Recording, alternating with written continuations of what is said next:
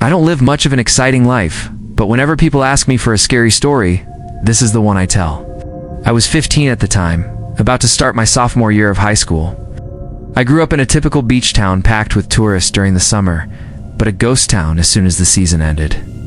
The bars and restaurants all closed down, and it was just the locals, the sky, and the ocean.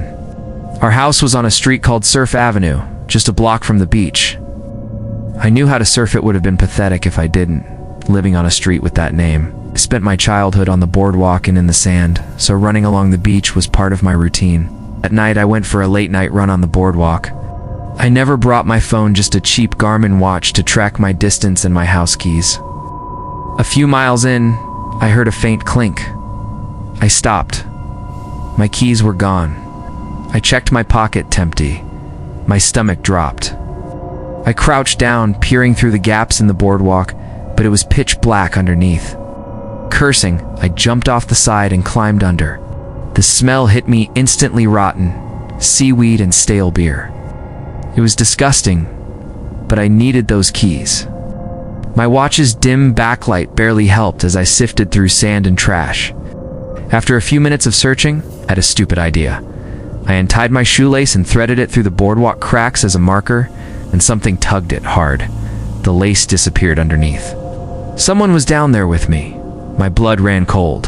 Whoever it was probably had my keys on. My address was on them. I should have run, but stupid teenage confidence took over.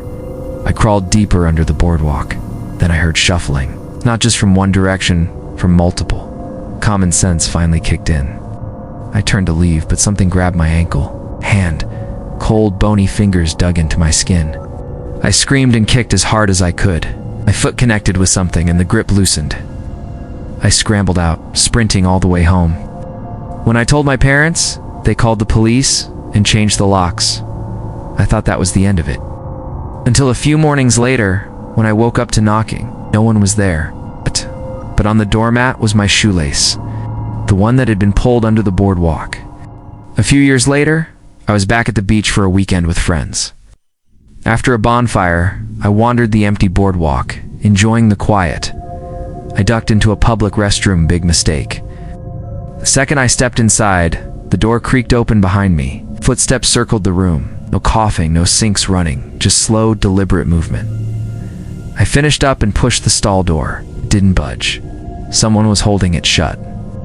I slammed my shoulder into it and stumbled out. The bathroom was empty, except for one stall. The door burst open. A pale, middle-aged man stared at me. I bolted through a window and called the cops. By the time they arrived, he was gone. When I was a kid, my family spent summers at my grandparents' beach house. One year, a hurricane was coming, so the town built massive sand dunes as barriers. One evening, I snuck out and saw smoke rising from behind a dune. I climbed over and found a fire burning clothes. Kids' clothes. A photo of a boy who looked just like me, and a voice shouted, "Hey!" A bald man staggered toward me, slurring, "Don't you go anywhere." I ran, his fingers scraping my ankle as I vaulted over the dune. I never told anyone. Sometimes I wonder about that boy in the photo, why he looked so much like me,